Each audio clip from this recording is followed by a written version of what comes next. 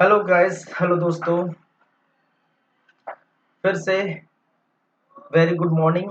Welcome है, स्वागत है आप सभी लोगों का हमारे इस यूट्यूब चैनल जिसका नाम है सीजी कंप्यूटर्स पर। लगातार जहां पर जारी है मॉडर्न हिस्ट्री की क्लासेस आप देख पा रहे हैं। और आज हम देखने वाले हैं post Mughal empire, post Mughal period या फिर पोस्ट मुगल एम्पायर, या जिसे उत्तरवर्ती मुगल साम्राज्य के नाम से जाना जाता है। और आज इसका थर्ड पार्ट है, तीसरी भाग है। और तीसरी भाग में आज हम देखने वाले हैं। ठीक है, चलिए तो स्टार्ट करते हैं आज की क्लास। तो जैसा कि आप जानते हैं, हम बात कर चुके हैं कुछ शासकों के बारे में। उत्तरवर्ती मुगल काल के कुछ शासकों के बारे में हमने बात की थी। ठीक है, जैसे कि बहादुर शाह की बातें हो चुकी है भाई। हमने बहादुर शाह की बातें देख चुके थे सबसे फर्स्ट क्लास में। जहांदार शाह की बातें देख चुके थे, फर्रुखसियार की बातें देख चुके थे, रफीउद्दौला, रफीउद्दर्दाद। ठीक है, ये 5 ऐसे शासक हैं जिनकी बातें हम देख चुके हैं। बाकी की शासकों की बातें आज होगी, अभी होगी। और आज हो सकता है उत्तरवर्ती मुगल काल के सभी शासकों की बातें हम कर बैठे। ठीक है, तो पूरा यहाँ पर हम फिनिश करके ही जाएंगे आज की क्लास में। उत्तरवर्ती मुगल काल की बातें पूरा करेंगे। चलिए स्टार्ट करते हैं। थोड़ा फ्लैशबैक में चलते हैं। कहने का मतलब पिछला क्लास में क्या हुआ है, ठीक है, उनको हम लेके चलते हैं और फिर एड करेंगे आज की क्लास में। तो इस प्रकार से कंटिन्यूस आपको देखने को मिल रहा है। तो चलिए फिर, जैसा कि मैंने कहा, बहादुर शाह, ठीक है, बहादुर शाह का जो शासन काल था 1707 से 1712। और बहादुर शाह जो मुअज्जम के नाम, इनका ओरिजिनल नाम क्या था, मुअज्जम। और ये औरंगजेब का पुत्र था। बहादुर शाह गद्दी पर बैठा था। ठीक है, बहादुर शाह क्या किया था, गद्दी पर बैठा। और किसके सहारे गद्दी पर बैठा था भाई साहब, ये जुल्फिकार के सहारे से, जो कि क्या था, ईरानी गुट का। ठीक है, और ये 63 वर्ष की आयु में गद्दी पर बैठा। और इन्होंने अपने आसपास के लोगों से दोस्ती यारी बनाए के बैठी। ठीक है, संबंध बनाया, मेल मिलाप किए। और जिसके चलते ये भी आप जानते हैं कि इन्होंने गुरु गोविंद सिंह को उच्च मनसब के जो है पद दे दिए थे। उच्च मनसब का पद इनके द्वारा दिया गया था। लेकिन बंदा बहादुर के नेतृत्व में जब पंजाब में क्या होता है, सिखों का विद्रोह होता है, तो यही इसको मजा चखाने के लिए इसी युद्ध अभियान के अंतर्गत, बंदा बहादुर के युद्ध अभियान के अंतर्गत बहादुर शाह प्रथम मारा जाता है। चलिए ये बातें हो चुकी हैं। दूसरी बात है, जहांदार शाह के बारे में हमने क्या बात की थी कि जहांदार शाह, बहादुर शाह के 4 बेटे थे। और बहादुर शाह के 4 बेटे में जहांदार शाह एक क्या था, प्रथम पुत्र था। बहादुर शाह की मृत्यु के बाद इनको दफनाया नहीं गया था, ये बात हमने कही थी कई बार, ये बात कहे हैं। और बहादुर शाह की मृत्यु के बाद लगभग 1 से 1.5 महीने तक इनको दफनाया नहीं गया था। और बाद में जब ये शासक बनते जहांदार शाह, तो दिल्ली के नजदीक दफनाते हैं। जहांदार शाह भी बहादुर शाह की तरह मेल मिलाप में विश्वास रखते थे। वो आसपास के जो शासक है, आसपास के लोगों से दोस्ती यारी रखते थे, मित्र रखते थे। ठीक है, उन्होंने आमेर शासक जय सिंह से भी दोस्ती यारी की और उनको एक उपाधि दी। और उपाधि का नाम है मिर्जा राजा सवई जय सिंह उपाधि उनको दी थी। साथ ही साथ ये मराठों से मैत्री संबंध रखते थे। और मराठा के एक शासक साहू जी को दक्कन पर क्या है, चौथ एवं सरदेश मुखी जो कर है, चौथ एवं स्वदेश मुखी मैं बात कर चुका हूँ और बात करेंगे जब मराठाएंगे। चौथ मतलब 1/4 भाग, सरदेश मुखी मतलब 1/10 भाग। इसकी बातें मैं कर चुका हूँ मराठा में, और करेंगे। तो ये प्रदान किया गया हुआ। ठीक है, अब देखिए, जहांदार शाह का भाई आलम शाह शानी का पुत्र कौन, फर्रुखसियार। कहने का मतलब जहांदार शाह का भतीजा कौन है, फर्रुखसियार। फर्रुखसियर ने क्या किया था, इसी जहांदार शाह की मृत्यु की थी और वो गद्दी पर बैठे थे। और गद्दी पर बैठने का सहयोग किसने किया था भाई? किसने किया था? सैयद बंधु ने। और सैयद बंधु जिसका नाम है अब्दुल्ला खां एवं हुसैन अली। वो सैयद बंधु, ठीक है, अब्दुल्ला खां और हुसैन अली फर्रुखसियर की सहायता की थी और इन्हीं की बलबूते पर ये शासन पर बैठे थे।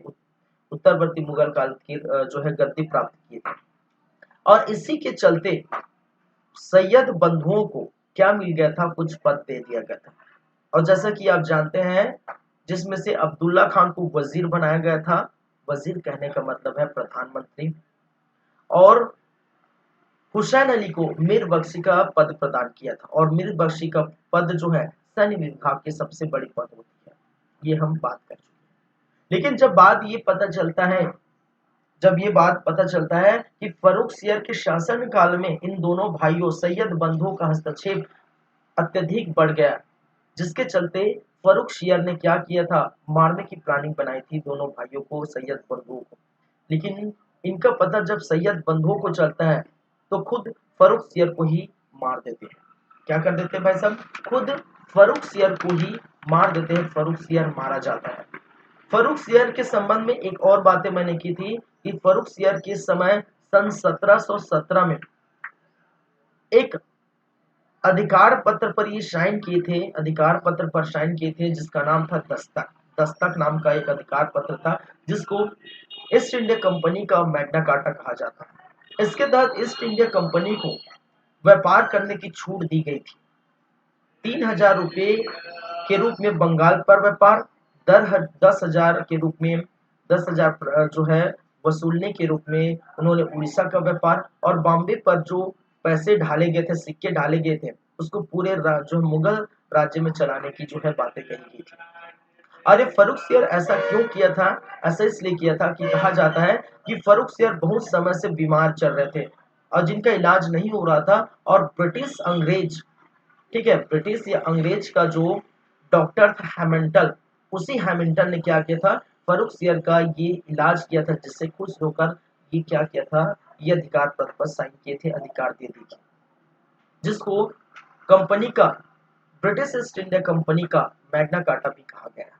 चलिए, तो जैसे कि मैंने बात किया कि फर्रुखसियर को मारा जाता है किसके द्वारा? सैयद बंधुओं के द्वारा, क्योंकि ये फर्रुखसियर कुछ षड्यंत्र रचे थे सैयद बंधुओं को मारने के लिए। जब ये बात सभी दरबारों को पता चल, राज्यों में जब पता चलता है, तो कोई उठकर सामने नहीं आता शासक बनने के लिए, क्योंकि सैयद बंधु ने जिनको शासक नियुक्त किया था, जिसको शासक नियुक्त किया था, वो खुद षड्यंत्र का शिकार हो गया और खुद मारा गया। मैं किसकी बातें कर रहा हूँ? फर्रुखसियर। फर्रुखसियर खुद मारा गया, जिसके कारण से यह अफवाह फैल गई राज्य में कि अगर कोई भी शासक आएगा, कोई भी शासक बनेगा उत्तरवर्ती मुगल काल का, तो कहीं ना कहीं वो षड्यंत्र का शिकार होगा, जिसके चलते कोई सामने नहीं आ रहा था, कोई शासक बन नहीं रहे थे। और उसी के चलते एक नाबालिग लड़के को, रफी दर्जात को क्या बनाया गया था? शासक नियुक्त किया गया था। लेकिन रफी दर्जात जो है बहुत कम उम्र में ही शासक बनता है, नाबालिग लड़का था, और सबसे कम समय तक ये क्या बनता है भाई साहब? शासक बनता है रफी दर्जात। ठीक है, सबसे कम समय तक क्या बनता है? शासक बनता है। और ये बीमारी से लड़ रहे थे। ठीक है, कहा जाता है ये बीमारी के कारण इनकी मृत्यु हो जाती है। ठीक है, इनके बाद रफीउद्दौला सामने आया। इनको भी बनाने, देखिए, फर्रुखसियर, रफीउद्दर्जात, रफीउद्दौला, मोहम्मद शाह रंगीला, इन चारों को बनाने के लिए सहयोग जो किया था वो सैयद बंधुओं ने किया था। ठीक है, रफीउद्दौला भी क्या बने थे? शासक बने थे। लेकिन इनकी मृत्यु भी बहुत ही क्या होती है? जल्द हो जाती है। क्या होती है भाई साहब? बहुत ही जल्द इनकी मृत्यु हो जाती है। उसके बाद रफी उद दौला का पुत्र, जिसका ओरिजिनल नाम रोशन अख्तर था। क्या था भाई साहब? रोशन अख्तर था। इसी रोशन अख्तर को इतिहास में मोहम्मद शाह रंगीला के नाम से जाना जाता है। तो रफी उद दौला का पुत्र जो 18 वर्ष की उम्र में शासक बना वो कौन है? मोहम्मद शाह रंगीला। ठीक है, जिनका समय काल 1719 से लेकर 1748 तक आपको देखने को मिला।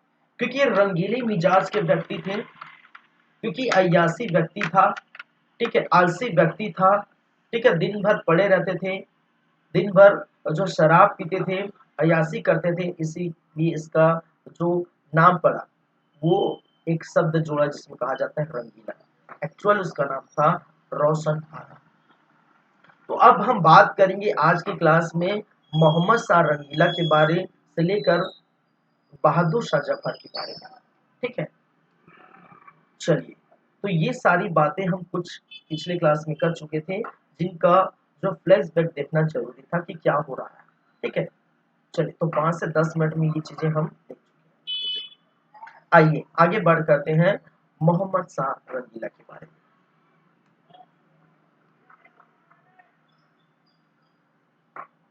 चलिए, कितने नंबर का? 6ठे नंबर का शासक कौन है भाई साहब? मोहम्मद शाह रंगीला, जिनका समय काल सन 1719 से लेकर 1748 ईस्वी तक ये इनका दौर रहा है।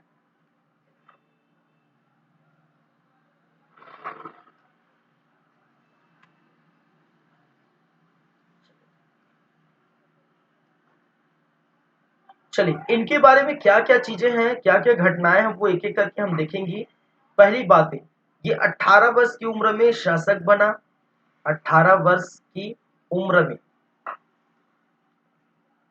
में क्या बना भाई साहब? शासक बना। कौन? मोहम्मद शाह रंगीला। इनकी पहली बातें। इनकी दूसरी बातें, इनके अगर पिता के बारे में बात करें तो जैसे कि मैंने बताया था, इनके पिता का नाम रफी उद दौला,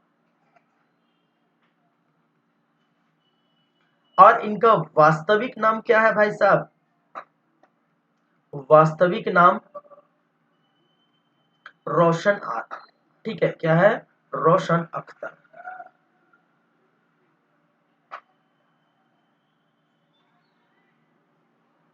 चलिए, सैयद बंधुओं की, मैंने क्या कहा? सैयद बंधुओं के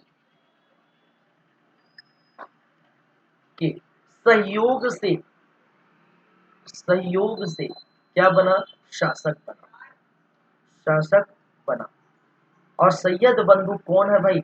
मैं बार बार दोहरा रहा हूं, आपको याद हो गया होगा, अब्दुल्ला खान। ठीक है, इसका ओरिजिनल नाम हुसैन खां है, जो भारतीय इतिहास में अब्दुल्ला खां के नाम से मशहूर हुए। वहीं पर, सॉरी, हसन खां, मैंने क्या कहा? हसन खां। और इनके भाई हुसैन अली। क्या है? हुसैन अली। इन दोनों की मदद से इन्होंने क्या किया? इन दोनों की मदद से गद्दी प्राप्त की। ये बैठे कहां पर? उत्तरवर्ती मुगल काल की गद्दी पर। चलिए, इनके अगर मिजाज की बात की जाए, इनके मिजाज की बात की जाए, इनकी हरकतें की बात की जाए, इसका मोहम्मद शाह रंगीला की हरकत या मिजाज की बात की जाए, तो ये भाई साहब की हरकत कैसे थे? बिगड़ैल हरकत थे। इनको बिगड़ैल हरकत थे। ये अश्लील हरकत करते थे। ये अय्याशी थे। ठीक है, ये विलासिता के जीवन जीते थे। विलासित, ठीक है, विलासिता की जीवन जीते थे। तो इस प्रकार से अब देखिए, आपको ये चीज, आपको एक चीज और ध्यान रखनी है। यहाँ पर अगर बात करें, इस सबसे आपको क्या पता चलता है? कोई शासक भला ऐसे हरकतें, ऐसे चीजें कर सकता है? अरे, शासक का मतलब होता है कि राज्यों को संभालना। और ऐसी स्थिति में क्या ये राज्य को संभाल पाएगा? नहीं संभाल पाएगा भाई। ठीक है, ये अय्यास में डूबा रहता है, ये विलासिता की जीवन जीते हैं, दारू पीकर सोया रहता 24 घंटा। राज्य में कुछ भी हो रहा है, कोई मतलब नहीं रहता, कोई हमला कर रहा है, नहीं कर रहा है, कुछ भी कर रहा है, इससे कोई मतलब नहीं। और कहा जाता है इन्हीं के ही समय, मोहम्मद शाह रंगीला के ही समय, उत्तरवर्ती मुगल काल, कहने का मुगलों का पतन बहुत तेजी से हुआ है। ठीक है, इसी की वजह से इनको रंगीले की उपाधि दी गई थी, रंगीला कहा गया है। इसी की वजह से रंगीन रंगीन मिजाज की वजह से इनको क्या किया गया, रंगीला कहा गया है। इन्हीं रंगीन मिजाजों की चलते इनको रंगीला कहा गया। और मैंने कहा इन्हीं के समय मुगल काल का पतन बहुत तेजी से हुआ, बहुत तेजी से हुआ। हालांकि हम जानते हैं कि औरंगजेब के बाद ही मुगल कालों का पतन स्टार्ट हो गया था, लेकिन इनके समय मुगल काल का पतन बहुत तेजी से हुआ। वो कैसे हुआ, क्यों हुआ, वो हम बातें करेंगे। ठीक है, उनका कारण क्या है, वो हम बातें करेंगे। ठीक है, तो पतन बहुत तेजी से हुआ, बहुत जल्दी हुआ। चलिए, इसी समय भारत पर आक्रमण हुआ था। ठीक है, रंगीला के समय भारत पर आक्रमण, रंगीला के समय भारत पर क्या हुआ था भाई, आक्रमण हुआ था, हमला हुआ था। ठीक है, और वो आक्रमण, वो हमला किनके किनके द्वारा किया गया था, वो आक्रमण, वो हमला, एक तो आपको देखने को मिलेगा,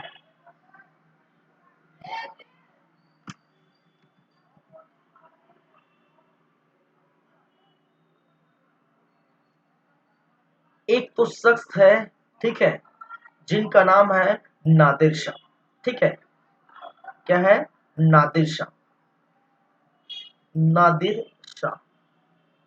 और नादिर शाह जो कहाँ का शासक है, ईरान शासक।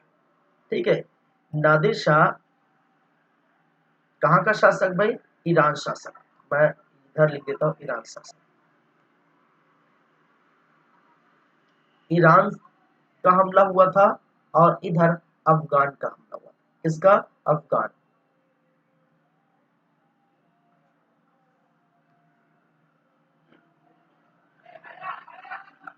ईरान का हमला हुआ था सन 1739 को,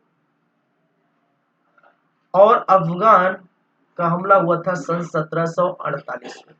ठीक है, कहने का मतलब इनके समय काल क्या है, 19 से लेकर 48। कहने का मतलब है बीच में, ठीक है, इनके शासन काल के मध्य में किनका हमला हुआ था,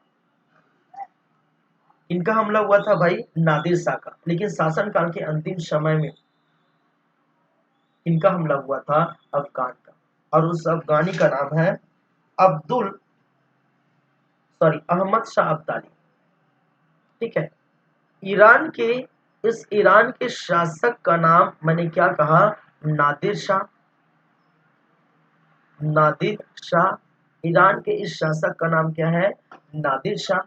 अफगान के शासक का नाम है अहमद शाह अब्दाली, अहमद शाह अब्दाली।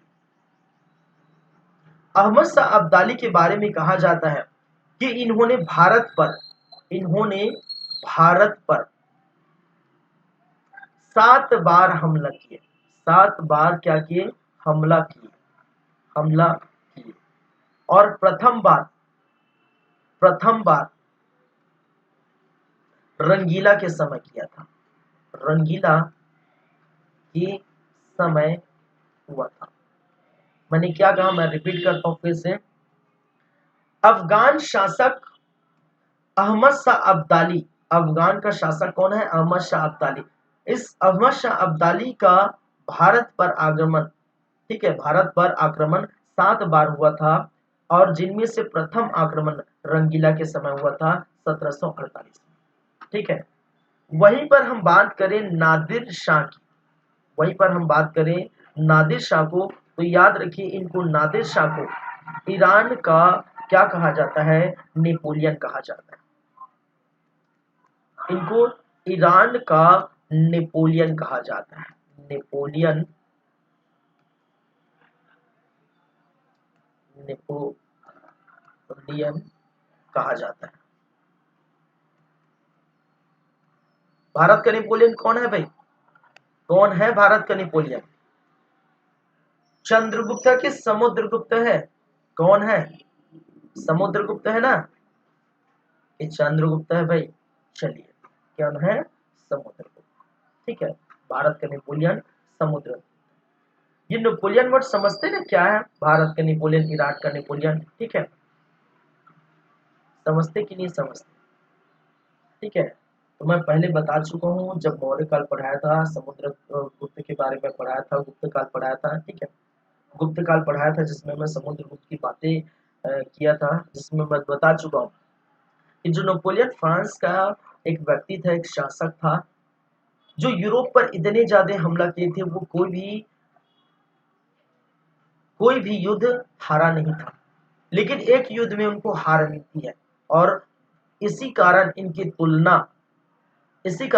तुलना फ्रांस के नेपोलियन की तुलना भारत से की जाती है, भारत के समुद्रगुप्त से की जाती है। और चूंकि समुद्रगुप्त ने दक्षिणा अभियान किया था, ठीक है, उत्तर अभियान किया था, ठीक है, जिसमें किसी भी अभियान में उनकी क्या हुई? हार नहीं हुई। दक्षिण में भी आए थे, छत्तीसगढ़ में भी आए थे, आप जानते हैं, प्रयागराज को हराया था, ठीक है। खैर उसकी चर्चा हम अभी नहीं करेंगे, कर चुके हैं, फालतू जो है इनमें क्यों हम उनको कॉपी पेस्ट करें। ठीक है, बस इतना समझिए, नादिर शाह को ईरान का नेपोलियन कहा जाता है। चलिए, ठीक है, आगे चलते हैं।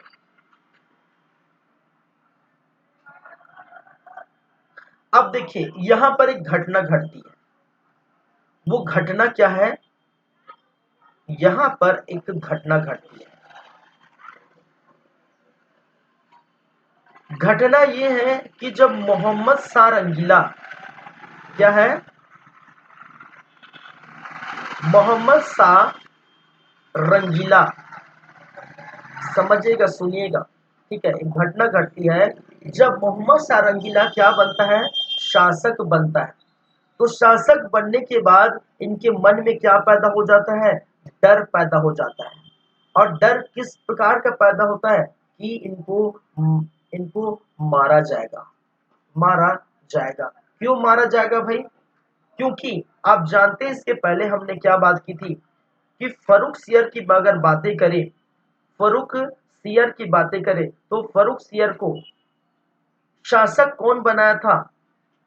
कौन बनाया था? सैयद बंधुओं द्वारा बनाया गया था, सैयद बंधुओं द्वारा बनाया गया था।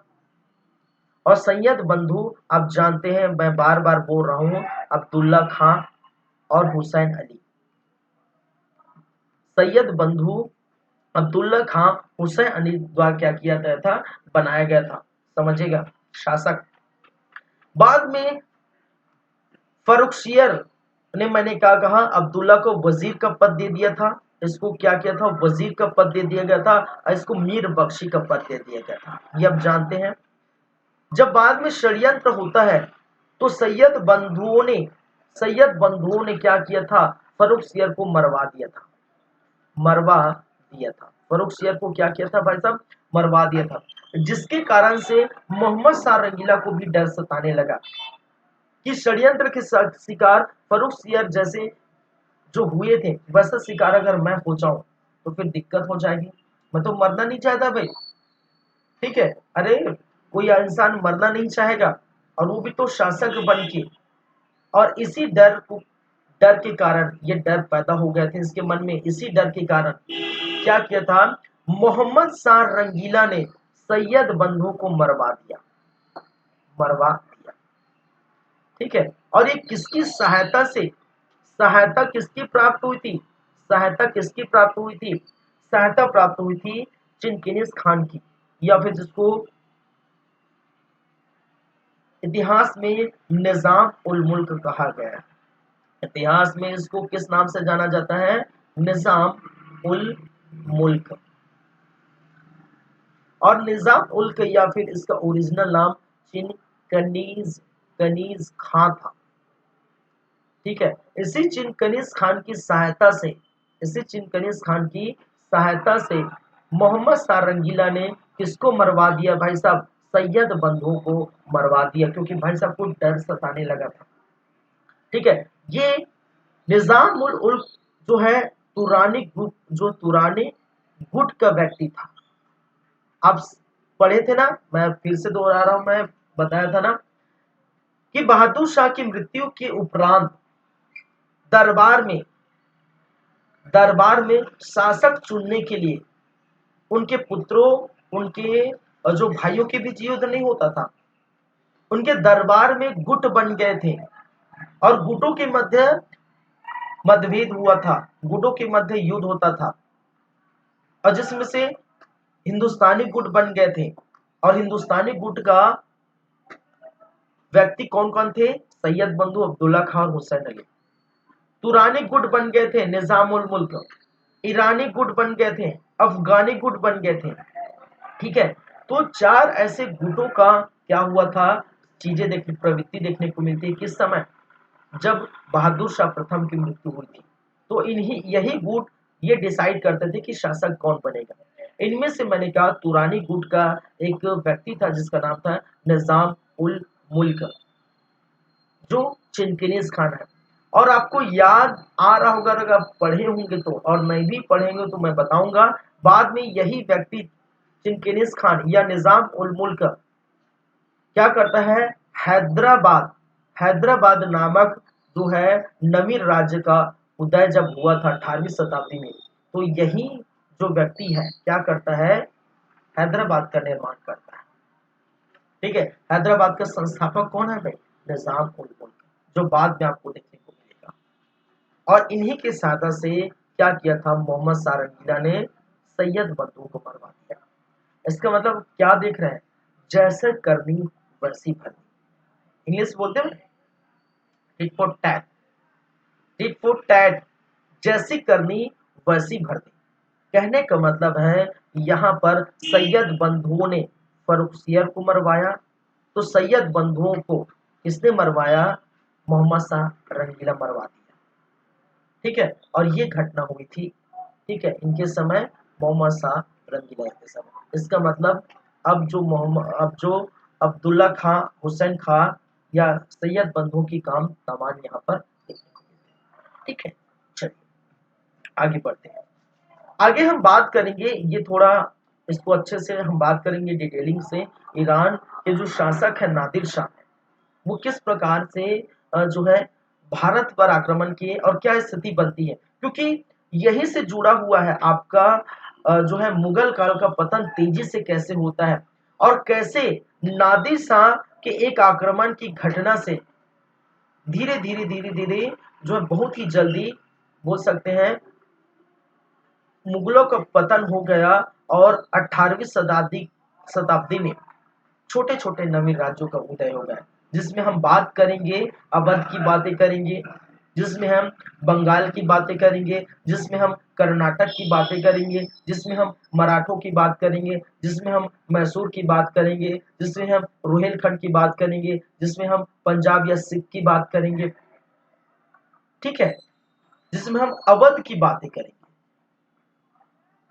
तो सोचिए इतने सारे नवीन राज्यों का उदय होता है 18वीं सदी में, उसकी भी चर्चा करेंगे कि सबसे प्रमुख कारण कौन होगा? ये नादिर शाह का हमला, जहां पर रंगीला मिजाज वाला व्यक्ति मोहम्मद शाह रंगीला पी पा के पड़ा रहता था, उठने का नाम नहीं लेता था भाई साहब। अरे युद्ध हो रहा है, नादिर शाह हमला कर रहे हैं, उनको कोई मतलब नहीं, बस एक घूंट और पिला दो, मुझे आराम फरमाना है। कितना दूर पहुंचा नादिर शाह? बस आने वाला है ना, पहुंचा तो नहीं है, अरे भाई थोड़ा तो आराम करने दो मुझे। ऐसे मिजाज रखने वाला रंगीला क्या शासन को चलाएगा? ऐसे मिजाज रखने वाला रंगीला क्या मुगल शासन के जो पिक पॉइंट पर थे, जब बाबर थे, जब क्या बोलते हैं अकबर था, शाहजहां था, जहांगीर था, औरंगजेब था, तो उस समय जो राज्यों का जो है पिक पॉइंट था, ठीक है, वैसी स्थिति अभी देखने को नहीं मिली, क्योंकि ये तो रंगीला व्यक्ति था, रंगीला मिजाज था, कोई मतलब नहीं था। चलिए देखेंगे ईरान का नेपोलियन, जिसको ठीक किसको कहा जाता है? नादिर शाह। नादिर शाह का भारत पर हमला किस प्रकार से होता है और कैसे पृष्ठभूमि बनती है 18वीं शताब्दी के जो है के अंतर्गत नवीन राज्यों को उदय। और ये भी हम देखेंगे इसके बाद कि नवीन राज्यों का जब उदय होता है तो नवीन राज्य आपस में ही लड़ मरते हैं। ताकत तो सब में भरपूर थी। मराठा में जो है शिवाजी में ताकत बहुत थी। अब बंगाल में जाएंगे, अब अवध में जाएंगे, अब हैदराबाद में जाएंगे, कर्नाटक में जाएंगे, मैसूर में जाएंगे, अब सिख में जाएंगे, पंजाब में जाएंगे, अवध में, सब में जो है ताकत भरपूर थी। लेकिन राज्यों के विस्तार के चलते, अपने राज्यों के विस्तार के चलते सब छोटे छोटे राज्य एक दूसरे पर जो है लड़ मर रहे थे। और इस सभी का टेलीकास्ट भाई साहब बैठ के देख रहा था कौन? मद्रास से। कौन? East India company. कौन देख रहा था? East India company. कहने का मतलब अंग्रेज। जितने भी सभी का टेलीकास्ट उनके अंदर चल रहा था, लगा था भाई साहब।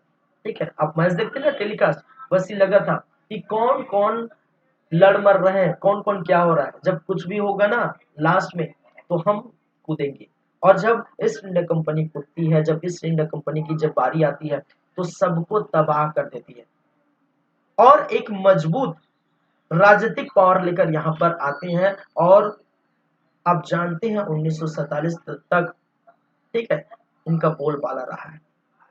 कुछ समय तक के लिए डगमगाए थे 1857 की क्रांति में। उस समय के लिए 1857 की क्रांति में थोड़ी जो है डगमगाए थे, हिले थे। और इसी के चलते आप जानते हैं कांग्रेस की स्थापना 1885 में कर गए थे। ठीक है, ये सारी बातें एक एक करके हम बात करेंगे। ठीक है, चलिए तो थोड़ा 2 मिनट वेट करिए, फिर आगे बढ़ते हैं। ठीक है,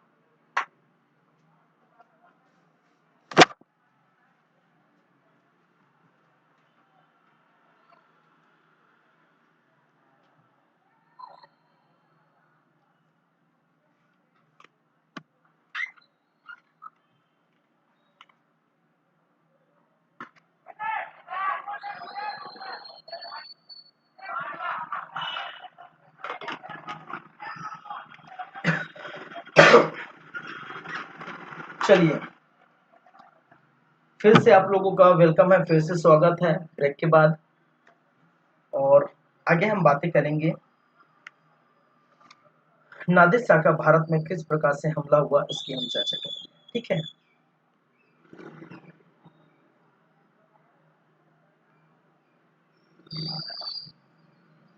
तो ये कॉन्सेप्ट आपका क्लियर होगा, बेस आपका बनेगा, तभी आप जो है आगे की बात अच्छे से कर सकेंगे, आगे की चीजें आप अच्छे से जान सकेंगे। ठीक है, चलिए, ये भारत का नक्शा है, भारत का मैप है, और हम देखने वाले हैं नादिर शाह का भारत पर हमला।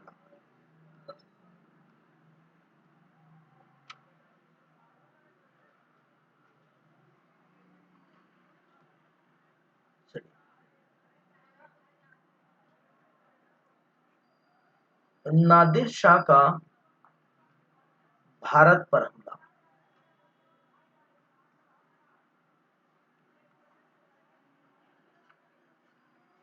ये महत्वपूर्ण है, क्यों? आने वाले समय में कुछ देर में आपको पता चल जाएगा। चलिए, देखिए, यहां पर आपका काबुल, पहले हम लोकेशन जो है देखिए लोकेट कर लेते हैं कुछ कुछ चीजों को। इधर स्पेस नहीं है, ठीक है, इधर जगह नहीं है, लेकिन मैं इस तरफ बना, आप समझ सकते हैं। इस तरफ है ईरान, पहले लोकेशन मैं यहाँ पर बता देता हूँ। ये आपका जो है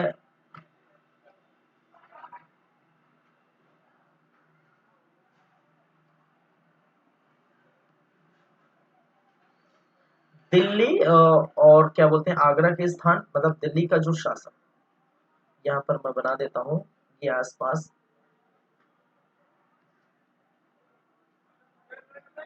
मुगल साम्राज्य यहाँ बैठा हुआ करता था उस समय। क्या है? मुगल साम्राज्य। चलिए,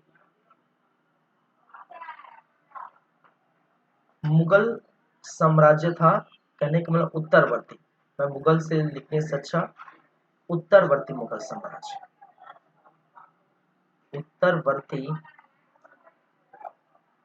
मुगल साम्राज्य। उत्तरवर्ती मुगल साम्राज्य में जिस इस समय शासक थे, जब नादिर शाह का क्या हुआ था, हमला हुआ था, उस समय शासक था कौन था भाई? मोहम्मद शाह रंगीला। कौन है? मोहम्मद शाह रंगीला। मोहम्मद शाह रंगीला यहाँ का क्या था? शासक था। ठीक है, ये आपका जो है काबुल है,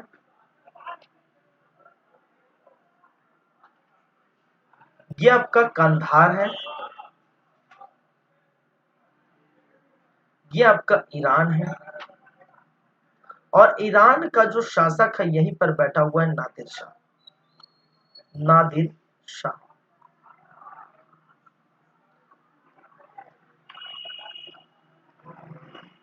ये आपका पंजाब है,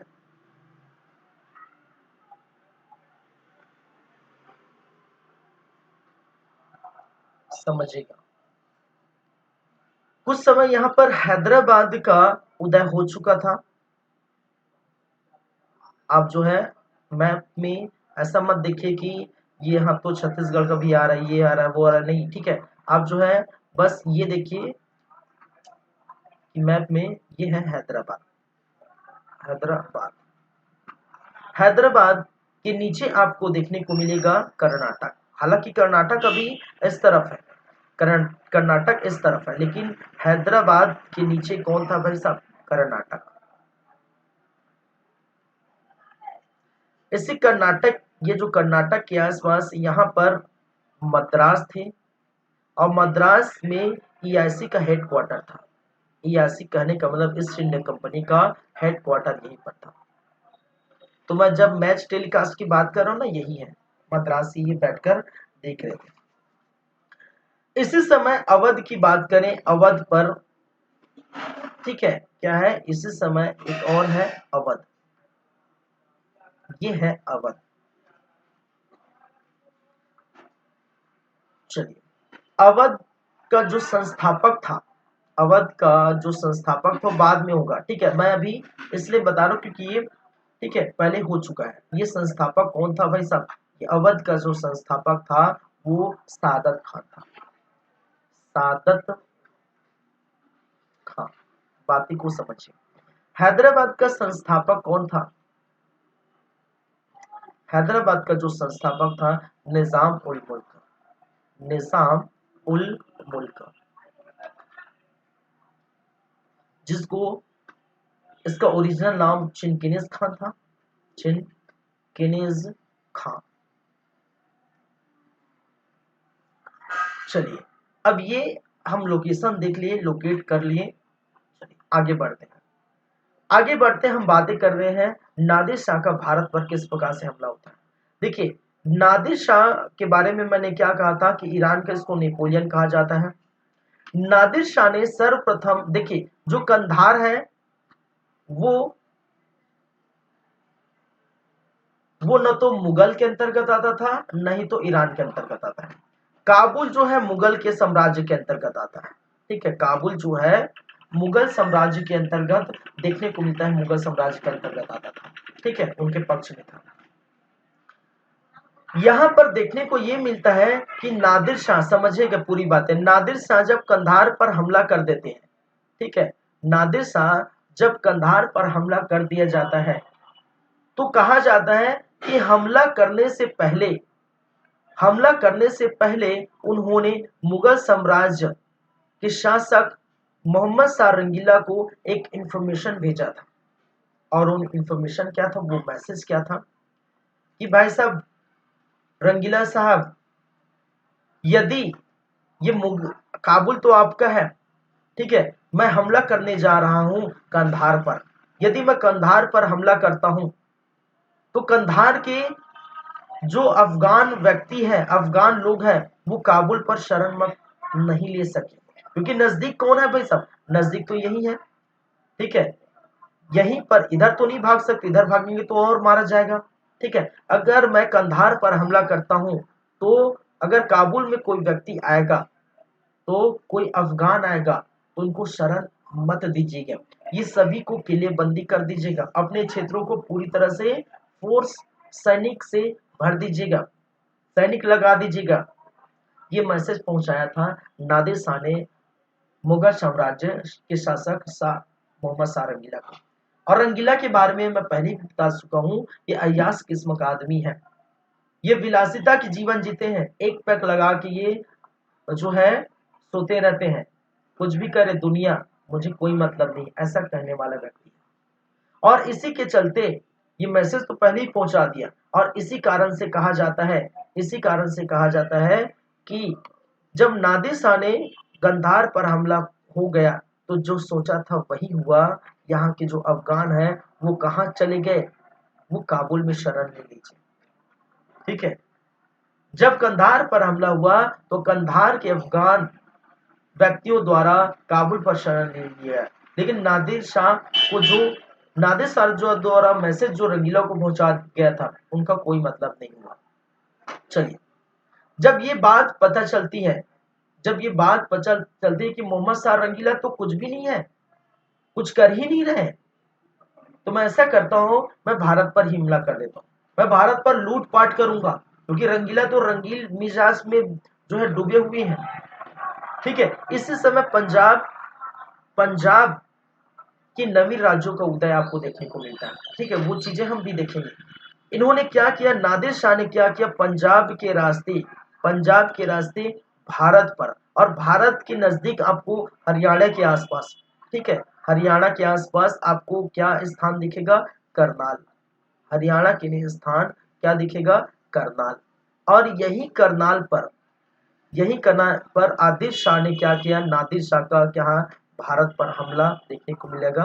ठीक है, ये पंजाब के रास्ते कहाँ जा रहा था? मुगल जा रहा था, मुगल साम्राज्य, कहने का मतलब दिल्ली की तरफ बढ़ रहा था। पंजाब के रास्ते कहाँ बढ़ रहा था? दिल्ली की तरफ बढ़ रहा था। और जब बताया गया रंगीला को कि हे महाराज, आप ऐसे सोए कैसे हो, विलासिता की जीवन कैसे जी रहे हो, आपको कोई अता पता है कि नहीं? नादिर शाह ने गंधार पर हमला कर दिया है, काबुल पर लोग शरण ले चुके हैं, अब नादिर शाह हमला करने वाला है, भारत पर आ चुका है, वो पंजाब के रास्ते आ ही रहा है, आप उठिए महाराज। सैनिकों द्वारा, सिपाहियों द्वारा, सेनापतियों द्वारा रंगीला को कहा गया। रंगीला क्या बोलता है कि कुछ और खाने पीने का होगा, अरे थोड़ा और आराम कर लेता हूँ, अभी तो नहीं आया है, जब आएगा तो बता देना, मुझे उठा देना, मैं सो रहा हूँ, मैं ये कर रहा हूँ, मैं वो कर रहा हूँ, ठीक है, चलिए। लेकिन उन्होंने इसके कान में चू भी नहीं। कहा जाता है कि जब करनाल तक पहुंचे, तब करनाल तक पहुंचे तो इनके सेनापतियों द्वारा ही इनको उठाया गया था कि साहब करनाल पर ये व्यक्ति आ चुका है, अब युद्ध करिए, अब लड़ाई करिए। ये भाई साहब तो नशे में टुन है, टल्ली है, रंगीला इसी का नाम है, इसी कारण से। और जब मोहम्मद शाह रंगीला को उनका वेशभूषा पहनाया जाता है, उनको तैयार किया जाता है, तैयार करके वो करनाल लाया जाता है युद्ध में, बस वो पी पा के बैठे तो युद्ध थोड़ी लगेगा। कहा जाता है बस 2 ही 3 घंटे का युद्ध हुआ, इसी करनाल में क्या हुआ था, युद्ध हुआ था 2 ही 3 घंटे में, ठीक है। और युद्ध नादिर शाह वर्सेस क्या हुआ था, मुगल, मतलब रंगीला, नादिर शाह वर्सेस रंगीला, ठीक है, नादिर शाह वर्सेस रंगीला। लेकिन एक चीज आपको ये याद रखनी है, देखिए मैं फिर से थोड़ा पीछे चलता हूं। हैदराबाद की बात करें तो हैदराबाद के जो संस्थापक हैं निजाम उल मुल्क, अब इसके पहले हम देखे थे निजाम उल मुल्क की सहायता से ही मोहम्मद शाह रंगीला क्या बना था, शासक बना था। और बाद में मोहम्मद शाह रंगीला से अलग होकर निजाम उल मुल्क क्या बना लेता है, नवीन राज्य का जो उदय कर लेता है। वहीं पर अवध की बात करें तो अवध की संस्थापक शहादत खान भी है, जो इनसे अच्छे मित्रता थे, अच्छे दोस्ती थे, किनसे भाई साहब, नादिर शाह से। तो नादिर शाह का दो व्यक्ति कहां पर है, एक तो है अवध पर और दूसरा व्यक्ति कहां पर है, हैदराबाद पर। दोनों को कॉल करता है, भाई साहब आइए, मैं मुसीबत में हूं, करनाल में मेरा वेट कर रहा है नादिर शाह, ईरान का नेपोलियन नादिर शाह मेरा वेट कर रहे हैं, आप आइए। इन दोनों को मैसेज पहुंचाता है, आप भले ही मेरे से अलग होकर अलग राज्य की स्थापना कर लिया, आप अपना राज्य जो है चलाएंगे, लेकिन आप एक बार तो आ जाइए, मेरी मदद कर लीजिए। कहा जाता है कि इन दोनों युद्धों में दोनों कूद पड़े थे और नादिर शाह ने रंगीला पर हमला कर दिया, साथ ही साथ रंगीला प्लस सादत खान को क्या बना लिया, दोनों को बंदी बना लिया। क्या किया, दोनों को बंदी बना लिया। चलिए ये कहानी है, आगे बढ़ते हैं। जब बंदी बनाया गया किसको, अब देखिए मैंने क्या कहा, नादिर शाह, समझे पूरी बातें, नादिर शाह क्या किया, बंदी बनाया, ठीक है, नादिर शाह बंदी बनाया। किसको बंदी बनाया भाई, किसको बंदी बनाया है, एक तो मैंने कहा मोहम्मद शाह रंगीला को, मैं रंगीला लिख देता हूं, इसका मतलब आप समझ गए, रंगीला पर शहादत खान, ठीक है, इन दोनों को क्या किया, बंदी बनाया गया। अब नादिर शाह के पास जाएगा कौन, देखिए यहां पर निजाम उल मुल्क की बात करें, निजाम उल मुल्क, निजाम उल मुल्क या फिर जिसको चिनकिनिस खान कहा जाता है, चिनकिनिस खान, आप जानते हैं, बार बार बोलने की जरूरत नहीं है। निजाम उल मुल्क नादिर शाह के साथ क्या करता है, समझौता करता है। ये इन दोनों का, इस मुगल साम्राज्य का, कहने का मतलब मुगल का जो है शांति दूत बन के जाता है। कहा जाता है मुगल का शांति दूत बन के जाता है, शांति दूत कि शांत रूप से हम क्या करेंगे, समझौता करेंगे, ठीक है, क्या करेंगे, समझौता करेंगे, शांत रूप से हम दोनों क्या करेंगे, समझौता करेंगे। और समझौता क्या होता है, समझौता क्या होता है कि मुगल आपको क्या देगा, मुगल आपको 50 लाख रुपए देंगे। 50 लाख रुपए कौन देगा भाई साहब, मुगल देगा, किसको, नादिर शाह को। और इस बीच में इस समझौते के बलबूते आपको जो है मुगल बादशाह को क्या करना पड़ेगा, छोड़ना पड़ेगा, ठीक है, किसको छोड़ना पड़ेगा? मुगल बादशाह रंगीला को छोड़ना पड़ेगा। किस समझौते के बलबूते पर? 50 लाख रुपया मुगल आपको देगा। देखिए ये कौन कर रहा है? हैदराबाद का संस्थापक निजाम उल मुल्क, मुगल दरबार, मुगल और किसके बीच? नादिर शाह के बीच क्या हो रहा है? समझौता, और समझौता करने वाला कौन है? वो निजाम उल मुल्क।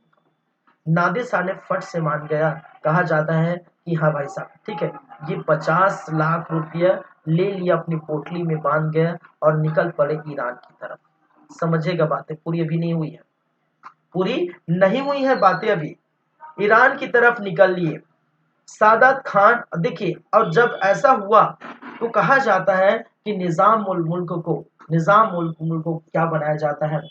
यहाँ का सेनापति बना दिया जाता है। ठीक है, निजाम मुल्क यहाँ का क्या बनाया जाता है? सॉरी, सूबेदार नियुक्त किया जाता है। ठीक है, इनका एक जो खासम खास बना दिया जाता है सूबेदार, किसके? रंगीला का, रंगीला का जो है खासम खास बना दिया जाता है। किसको? निजाम उल मुल्क। ये चोट, ये धक्का किसको लगा? सादत खान को लगा। ठीक है, सादत खान कि मैं भी इनका मित्र हूं, मैं भी इनका मित्र हूं, मैं भी अवध बनाया हूं, ये तो हैदराबाद बनाया, मैं भी अवध बनाया।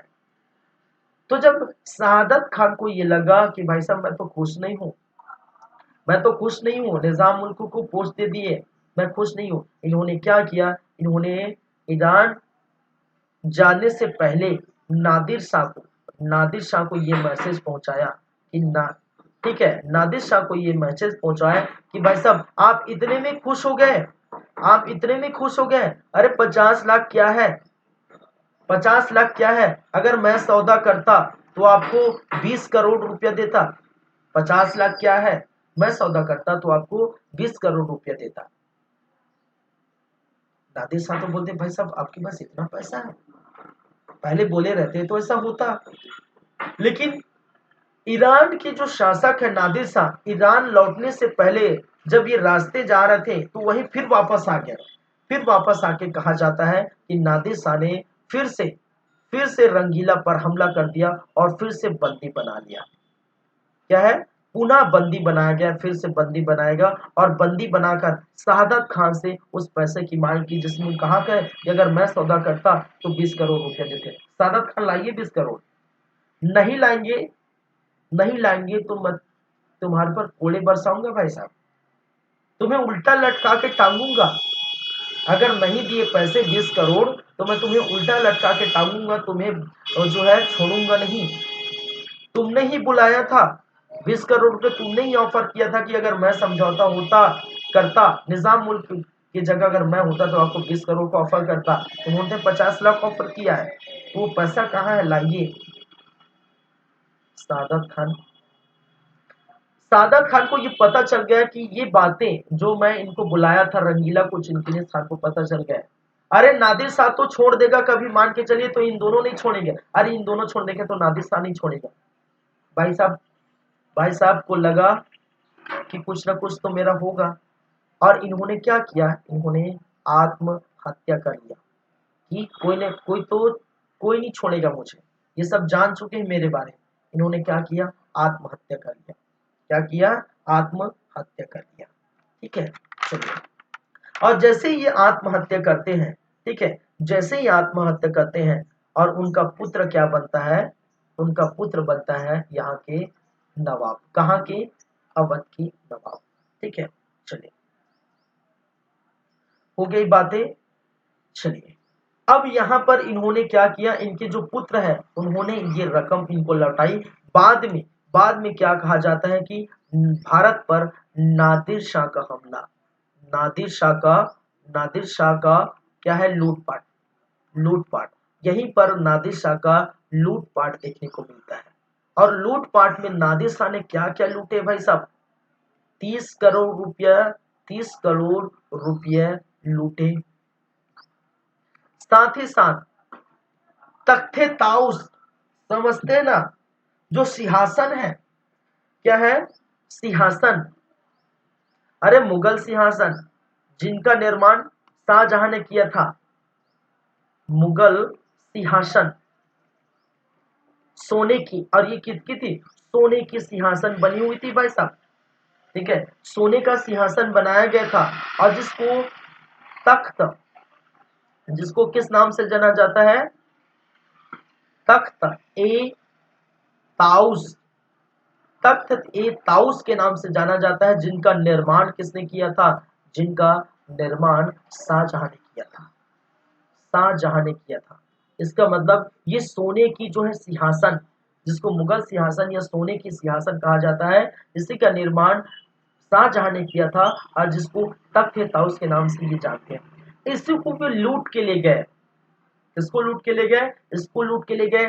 साथ ही साथ इन्होंने भारत से कोहिनूर हीरा भी ले गया, कोहिनूर हीरा भी ले गया। साथ ही साथ कहा जाता है कि हाथी घोड़ा हाथी, कुछ सैनिक, कुछ कर्मचारी जो अच्छे अच्छे कर्मचारी है, ठीक है, हाथी घोड़ा सैनिक कर्मचारी और सोना चांदी हीरा जेवरात, जेवरात ये सारे के सारे ले गए। लगभग 70 से 80 करोड़, 70 से 80 करोड़ का लूटपाट किसके समय हुआ, इसी मोहम्मद शाह रंगीला के समय। ठीक है, ये तो 50 लाख में भाई साहब वापस जा रहा था, 50 लाख में वापस जा रहा था। सादत खान ने इसको ऑफर दिया था, क्योंकि सादत खान खुश नहीं थे कि चिनिज खान को उनके पद मिले। ठीक है, दोनों के बीच 36 का आंकड़ा था, समझते हैं ना, 36 का आंकड़ा मतलब बातें नहीं बनना, दोनों के बीच, दोनों के बीच जो है 36 का आंकड़ा था। दोनों क्या समझते हैं, क्या जानते हैं, दोनों एक दूसरे के एक प्रकार के लगभग दुश्मन टाइप है। ठीक है, 36 का आंकड़ा था दोनों के बीच। ठीक है, तो 70 से 80 करोड़ का माल ये नादिर शाह लेके भाग जाता है। 30 करोड़ तो खुद लूटे, मुगल सिंहासन सोने का लूटा जिसको तख्ते ताउस कहा जाता है, जिसका निर्माण शाहजहां ने किया था। कोहिनूर हीरा लूटे, ठीक है, कोहिनूर हीरा लेके गया था। घोड़ा हाथी सैनिक कर्मचारी, वहां के अच्छे अच्छे कर्मचारी को भी ले गए थे। सोना चांदी हीरा मोती जेवरात सभी चीजों को ये ले गए थे। तो 50 लाख में जो व्यक्ति मान चुका था, ठीक है, ये बर्बाद हो गया 70 80 करोड़। अब 70 80 करोड़ यहाँ पर है, अरे जाएगा उस समय की स्थिति, ठीक है, ये बहुत ही रकम थी उस समय, ये बहुत ही रकम थी। और इसी के चलते जो मुगल है, मुगल साम्राज्य, मुगल साम्राज्य में क्या हो गए, आर्थिक स्थिति पैदा हो गई, आर्थिक स्थिति जो है गड़बड़ा गई भाई साहब। आर्थिक स्थिति क्या हो गया, बिगड़ गया, बिगड़ गया। ठीक है, क्योंकि इतने सारे पैसे वैसे लूट के ले गए भारत से, तो भारत का जो है मुगल का साम्राज्य का आर्थिक स्थिति बिगड़ गया। ठीक है, और यहीं से आपको देखने को मिलता है, यहीं से आपको क्या देखने को मिलता है कि धीरे धीरे धीरे धीरे, ठीक है,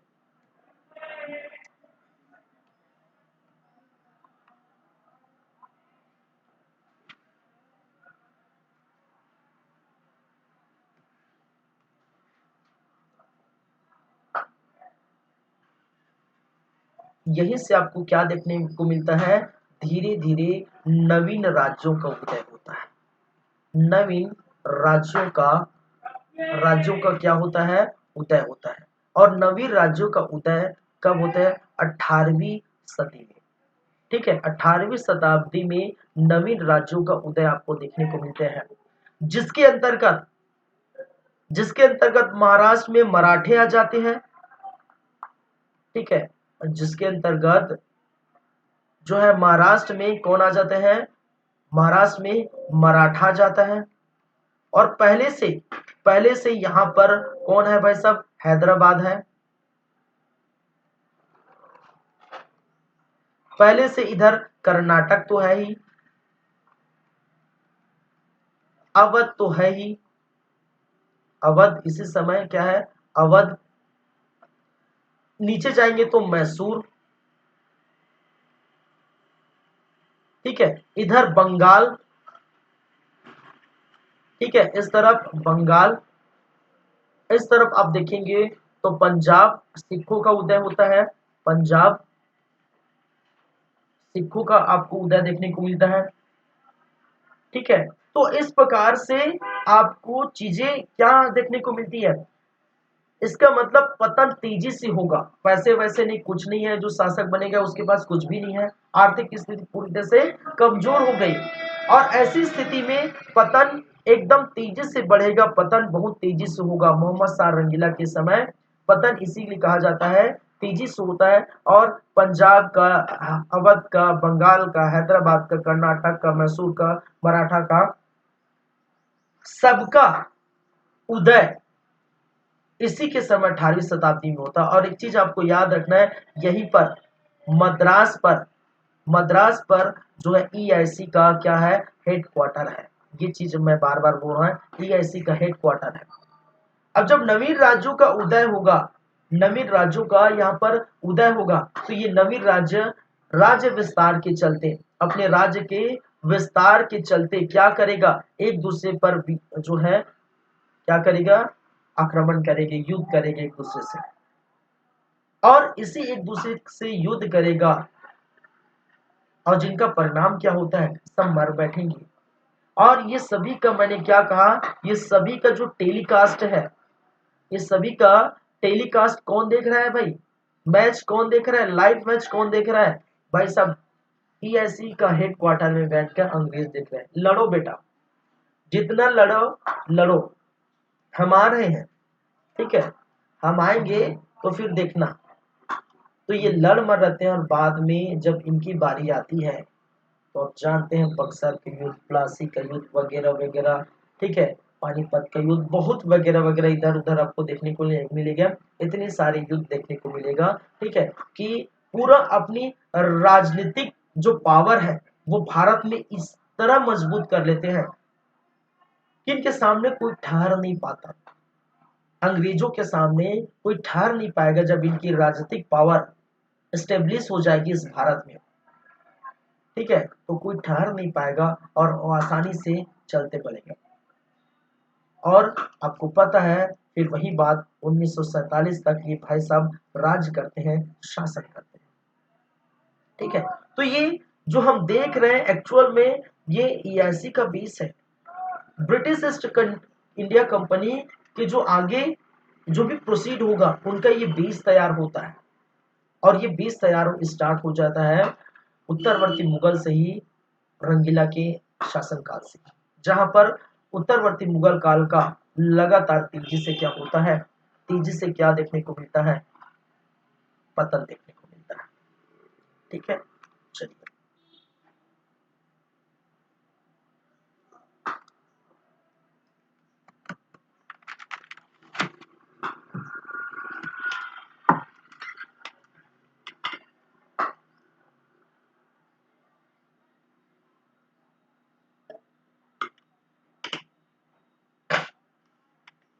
देखिए 18वीं शताब्दी की जो है अलग हम इसका पॉइंट लाएंगे, यहां से हम स्टार्ट नहीं करें, अभी तो बहुत सारे शासक बचे भाई, अभी तो सिर्फ मैं इसलिए क्यों छोड़ा था, मैं इसलिए क्यों छोड़ा था कि मैं बात करूंगा आराम से किसकी, मोहम्मद शाह रंगीला की। पिछले क्लास में मैंने कहा था कि मोहम्मद शाह रंगीला की बातें मैं आराम से करूंगा, क्योंकि आराम से इसलिए करूंगे, ठीक है। अब बाकी है अहमद शाह बहादुर आलमगीर सेकंड, शाहजहां जो है third, Shah Alam second, Akbar third, Akbar third नहीं एक्चुअली अकबर सेकेंड है, मैं थर्ड लिख दिया हूँ, ठीक है, ये भी आप थोड़ा देख लीजिए, अकबर सेकेंड है, अकबर सेकेंड के बाद बहादुर शाह जफर। तो इतनी सारी बातें और बाकी है, हम सोच रहे थे कि क्लास में हो जाएगा, तो मैं इसको थोड़ा और बाकी रहता तो मैं कर देता, लेकिन चूंकि एक क्लास में मुझे और लेना है, इसी कारण से मैं इसको यहीं पर रोकूंगा, क्योंकि इतनी सारी चीजें बाकी है, ये खत्म नहीं होगा, ठीक है। तो एक क्लास में फिर से ये खत्म हो जाएगा, ये सभी तीन, ये बाकी है, तीन तीन छह, ठीक है, अभी छह हुए हैं, और छह और भी और बाकी है। तो हम ऐसा करते हैं, हम ऐसा करते हैं कि एक क्लास और लेते हैं, ठीक है, मुझे लगा कि आज खत्म हो जाएगा, क्योंकि नहीं खत्म होगा तो फिर क्यों बीच में हम इसको ऐसे ही छोड़े, इसी से अच्छा हम क्या करेंगे, एक क्लास और रखते हैं, ठीक है। और इस अगले क्लास में आपका जो है उत्तरवर्ती मुगल काल खत्म हो जाएगा। उसके बाद 18वीं शताब्दी में नवीन राज्यों का उदय देखेंगे। उसके बाद आप देखेंगे ईस्ट इंडिया कंपनी का जो है किस प्रकार से तेजी से प्रसार होता है, ठीक है, वो हम बात करेंगे। ईस्ट इंडिया कंपनी का भारत में क्या क्या प्रभाव पड़ा, राजनीतिक दृष्टि से क्या प्रभाव पड़ा, औद्योगिक दृष्टि से क्या प्रभाव पड़ा, ठीक है, तो वो हम सारी बातें और हम करेंगे, ठीक है। क्या क्या भूमिका है भारत में, जो चीजें घटी घटना थी उसकी, तो ये सारी चीजें की बातें हम अच्छे से करेंगे कब, नेक्स्ट क्लास। तब तक के लिए थैंक यू, बाय। देखते रहिए हमारे यूट्यूब चैनल सीजे कंप्यूटर्स, और चल रहा है हमारा पोस्ट मुकर। अगर आप देख रहे हैं तो प्लीज आपको अच्छा लगे तो लाइक करिए, हमारा यूट्यूब चैनल सब्सक्राइब करिए, कमेंट करिए और अपने दोस्तों को शेयर भी करिए, ठीक है। तो चलिए फिर चलते हैं, थोड़ा और समय ले लेंगे एक क्लास, क्योंकि ये इतने में तो होगा नहीं। चलिए ठीक है, thank you guys, thank you class, मिलते हैं फिर आगे की बातें हम करेंगे। चलिए थैंक यू।